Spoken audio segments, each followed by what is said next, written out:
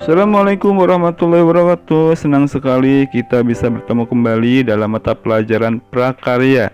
Pertemuan kali ini kita masih melanjutkan pembelajaran kita minggu yang lalu tentang budidaya satwa harapan. Kita langsung ke materi. Sarana dan peralatan budidaya satwa harapan. Sarana produksi budidaya satwa harapan. Dalam melakukan budidaya satwa harapan dibutuhkan sarana yang tepat sehingga dapat diperoleh hasil yang optimal. Nah, kemudian apa saja yang termasuk ke dalam sarana produksi budidaya satwa harapan? Yang pertama adalah bahan. Bahan terdiri dari bibit. Bibit yang baik diperoleh dari induk yang unggul. Syarat bibit yang baik pertama itu harus sehat, tidak cacat, dan memiliki ketahanan tubuh yang lebih baik. Yang kedua adalah pakan. Yang dimaksud pakan adalah semua bahan yang diberikan kepada ternak berupa campuran berbagai macam bahan organik dan anorganik. Fungsinya untuk memenuhi kebutuhan zat makanan yang diperlukan bagi pertumbuhan, perkembangan, dan reproduksi. Pakan terdiri dari dua jenis, ada pakan alami dan pakan buatan. Yang ketiga adalah obat-obatan. Ini sangat penting sekali karena tak jarang hewan yang kita pelihara terkena serangan hama. Yang berikutnya adalah air. Air mempunyai peranan penting dalam budidaya ternak. Air harus mempunyai persyaratan yang tertentu agar ternak dapat tumbuh dengan baik. Air juga berfungsi untuk menjaga kelembaban udara sekitar kandang atau media hidup satwa harapan. Yang berikutnya adalah kandang.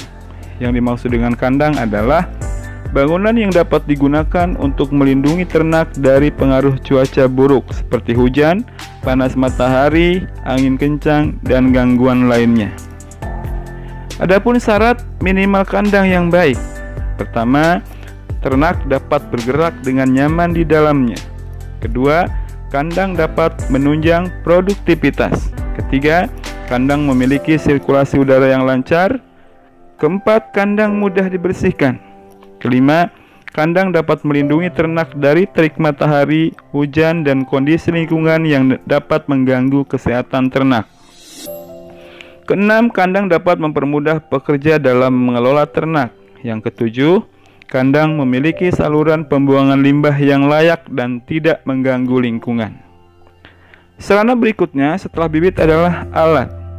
Alat apa saja yang digunakan ketika kita berbudidaya satwa harapan? Ada tempat minum, tempat makan, timbangan, sprayer, dan pembersih kotoran. Nah, itulah beberapa bahan dan alat yang digunakan dalam budidaya satwa harapan. Yang berikutnya adalah teknik budidaya satwa harapan. Teknik yang perlu diperhatikan dalam budidaya satwa harapan adalah pemeliharaan kandang, pemilihan bibit, pola pemberikan pakan, dan pencegahan hama penyakit. Pemeliharaan kandang.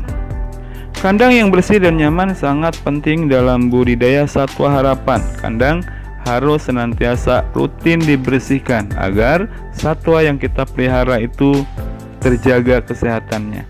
Yang kedua adalah pemilihan bibit. Yang dimaksud dengan bibit ternak adalah ternak yang mempunyai sifat unggul dan mewariskan serta memenuhi persyaratan tertentu untuk dikembangbiakan. Nah, pemilihan bibit ini adalah kunci utama ketika kita akan membudidayakan satwa harapan. Penampilan fisik ternak yang sehat, lincah, bentuk tubuh yang bagus, seimbang, dan tidak cacat adalah ciri-ciri calon bibit yang baik. Pemberian pakan. Pakan merupakan faktor utama penentu tingkat produktivitas. Biaya pakan menempati 60-80% dari jumlah total biaya usaha peternakan. Pakan yang diberikan kepada ternak itu biasanya berbeda-beda, disesuaikan dengan jenis ternak, umur, dan produktivitas ternak. Pemberian pakan harus memperhatikan jumlah kebutuhan, waktu pemberian, dan cara pemberian pakan. Yang keempat adalah pencegahan hama penyakit. Secara garis besar, ada dua jenis hama yang sering ditemui. Yang pertama, hama yang berperan sebagai kompetitor dalam pakan seperti semut, kutu tanah, dan rayap. Yang kedua, hama yang berperan sebagai predator seperti tikus, kadal, toke, ayam, dan bebek. Untuk mengantisipasi hama tersebut, ada beberapa langkah yang harus diperhatikan. Yang pertama, jagalah kebersihan lingkungan. Yang kedua, antisipasi semut dengan kapur semut. Yang ketiga, antisipasi kadal atau tikus dengan menutupi kandang dengan baik. Yang keempat, antisipasi kutu tanah dengan fermentasi media cacing. Nah, ini adalah beberapa teknik budidaya satwa harapan. Baiklah anak-anakku, kita lanjutkan ke materi yang selanjutnya, itu tahapan budidaya satwa harapan.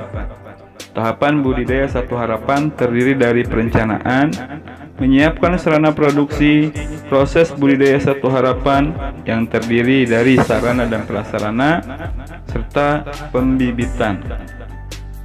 Berikutnya adalah pemeliharaan, terdiri dari sanitasi. Ketika kita memelihara satwa harapan, sanitasi harus diperhatikan. Ini untuk menghindari adanya cacat atau racun yang terdapat pada bahan kandang. Yang kedua adalah pengontrolan penyakit.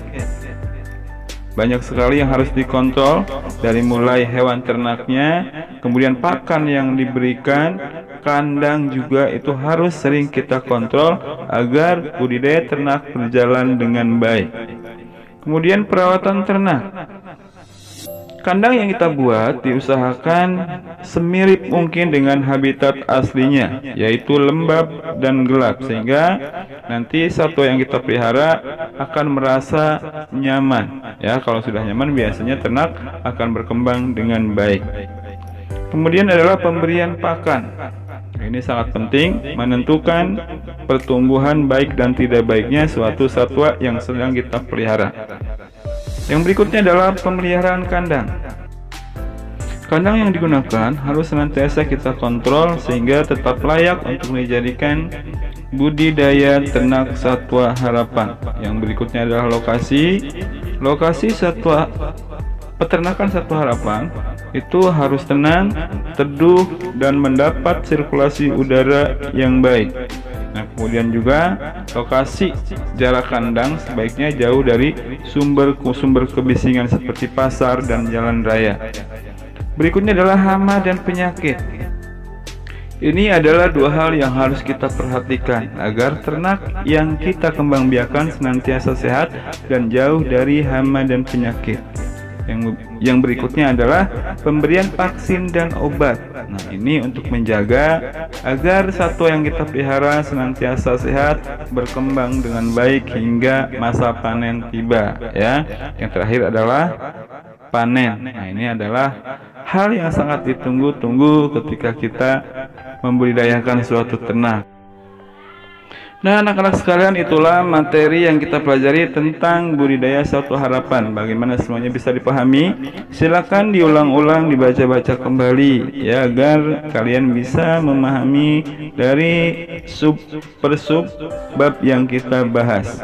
Nah, selanjutnya silakan kerjakan tugas di samping ini.